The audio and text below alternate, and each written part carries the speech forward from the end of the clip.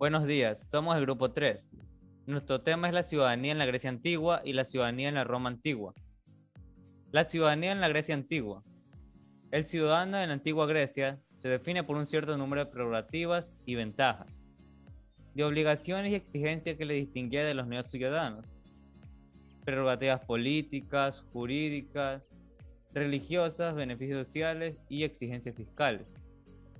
Los metecos y los esclavos vivían en la ciudad con los ciudadanos, pero esta era exclusivamente una comunidad de ciudadanos y de ciudadanos varones, puesto que las mujeres están excluidas de los derechos políticos. A continuación, mi compañero.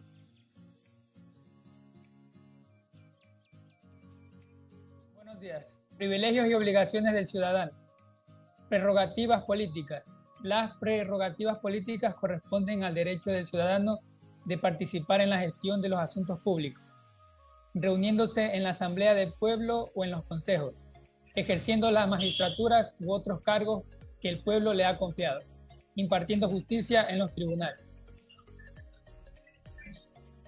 Prerrogativas jurídicas. El derecho de propiedad. Uno de los privilegios esenciales del ciudadano es el derecho de propiedad, más concretamente el derecho a tener un predio en el territorio de la ciudad, el acceso a los tribunales y las garantías judiciales. La cualidad del ciudadano garantizaba a un hombre la potestad de emprender una acción como demandante o cambiar como defensor ante los tribunales ordinarios, sin intermediario ni garante. A continuación, mi compañero. Prerrogativas religiosas. Las prerrogativas en sí son derechos que se les otorgan a los ciudadanos. La primera es la de poder participar en los sacrificios, que este sería un privilegio exclusivo de los ciudadanos. El mayor acto religioso en cualquier una de la religión. Tomar parte activa de las fiestas religiosas.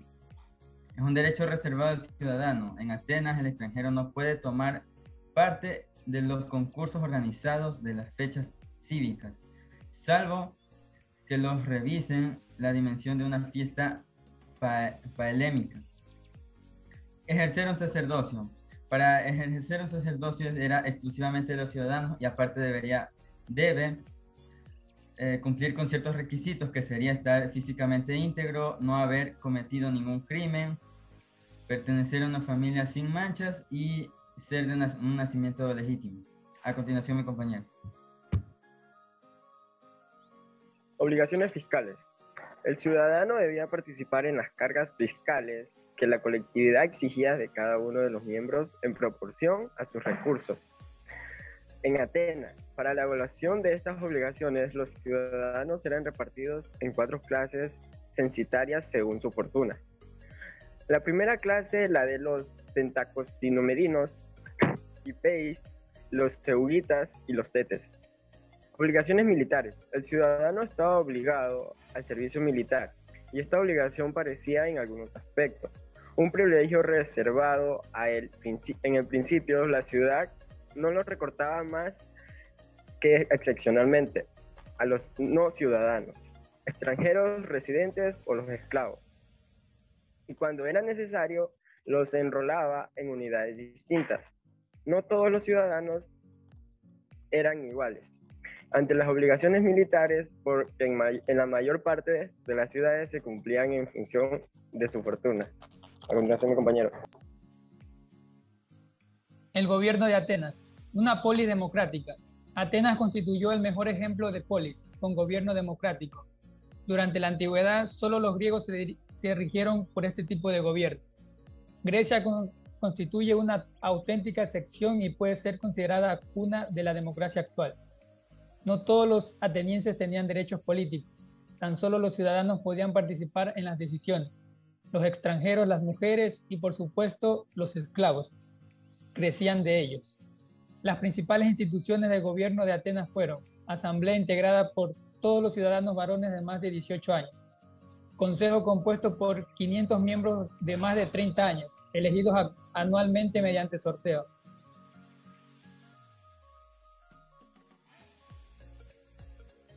El gobierno de Esparta. A diferencia de Atenas, no estuvo regida por un sistema democrático, sino por una oligarquía, es decir, el gobierno de una élite de guerreros. Las principales instituciones del gobierno espartano fueron la Asamblea, la Pelle, el Consejo de Ancianos, conocida como la Gerucia, y los 5 eforos o magistrados elegidos anualmente, que eran los que realmente ostentaban el poder. Aunque Esparta contó con reyes, estos normalmente solo ejercieron el papel de jefes del ejército. El ejército desempeñaba en Esparta un papel determinante. Estaba integrado por los espartiatas, es decir, aquellos nacidos de padre y madre espartanos. El resto de los grupos sociales, aunque formaban parte de él, lo hacían con tropas auxiliares. Esparta tuvo uno de los mayores ejércitos organizados, entrenados y además poderosos, temidos de la antigüedad. Los niños espartanos eran apartados de sus padres a los 7 años, pasando a depender del Estado, bajo cuya tutela eran sometidos a una rigurosa disciplina militar.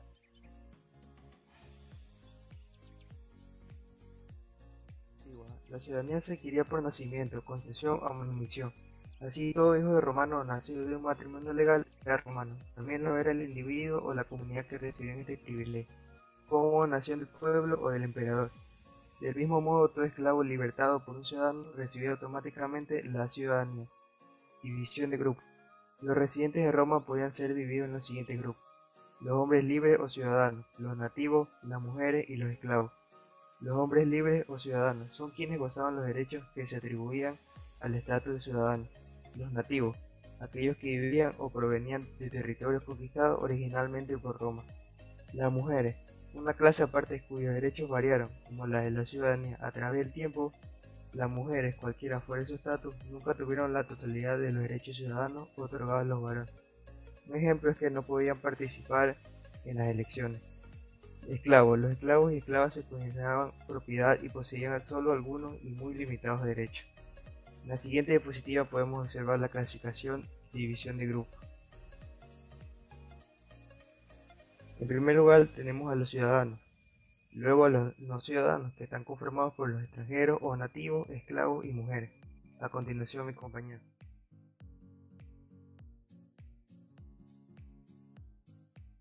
Y pérdida de la ciudadanía. Yo le voy a hablar sobre la obtención de la ciudadanía. La ciudadanía se le otorgaba automáticamente a todos los hijos de un matrimonio legal de un ciudadano. Los esclavos liberados obtenían la ciudadanía, sin embargo mantenían algunas formas de obligación con sus antiguos amos, transformándose en clientes. Los hijos de los esclavos liberados eran ciudadanos por derecho propio. La ciudadanía fue finalmente concedida a aquellos que no habían nacido en Roma en 212 después de Cristo por el emperador Caracalla. El derecho de la ciudadanía se extendió gradualmente a los habitantes de las provincias latinas. A continuación, mi compañero. Pérdida de la ciudadanía. La ciudadanía se podía perder debido a varias razones. Por ejemplo, si una persona se trasladaba voluntariamente a vivir en alguna otra ciudad o estado. 2. Si un individuo cometía traición. Solo los ciudadanos romanos podían servir en las legiones. Sin embargo, un legionario perdía algunos de sus derechos, no podía, por ejemplo, contraer matrimonio y consecuentemente los hijos de tales uniones no eran ciudadanos a menos que una vez que ha vuelto a la vida civil se desposara legalmente. A continuación, mi compañero.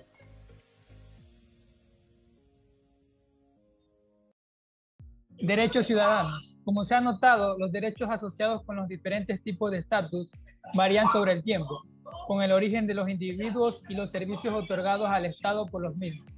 Sin embargo, los diferentes derechos incluían sobre un largo periodo de la historia romana.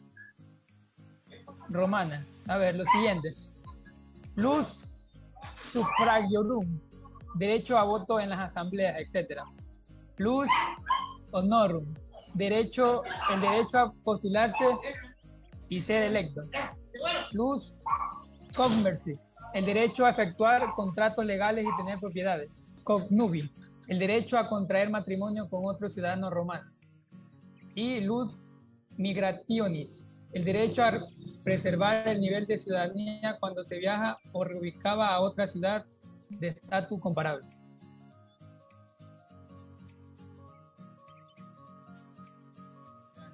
herramienta de romanización. Originalmente los romanos tenían la concepción restringida, común en la época, de quienes eran ciudadanos. Se reservaba a quienes eran descendientes directos de los míticos fundadores de Roma. Este grupo de patricios, agrupados en gens, mantenían celosamente sus derechos y privilegios, estando incluso prohibido el matrimonio con aquellos que no eran ciudadanos romanos completos. A continuación, mi compañero.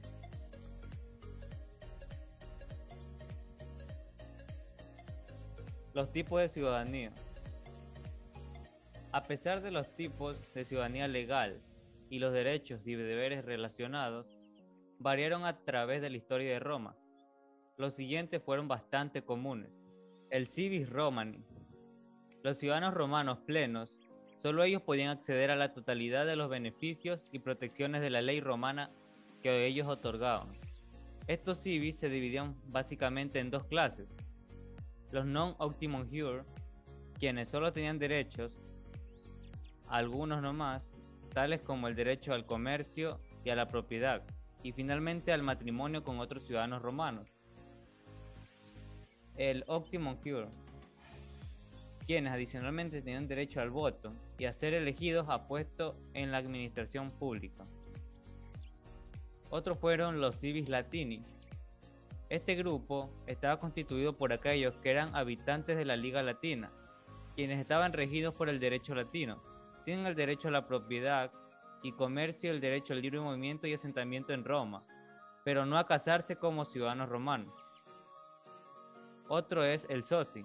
El soci o asociados o federados eran ciudadanos de estados que tenían ciertas obligaciones legales con Roma, usualmente tratados de acuerdo a los ciertos derechos de los habitantes. Eran conocidos por la ley romana a cambio de ciertos servicios. Los provinciales. Los provinciales estaban bajo influencia o control romano, pero carecían incluso de derechos de los socios, esencialmente solo teniendo los derechos de ium gentium. Otro fue el peregrini. Un peregrinum era originalmente el término utilizado para designar a cualquier persona que no era un ciudadano romano, es decir, que se encontraba en Roma o en términos temporarios. Con la expansión del poder romano, el término empezó a cubrir más y más grupos, incluyendo por ejemplo los latini, los soci y los provinciales, además a cualquier extranjero. Muchas gracias por la atención.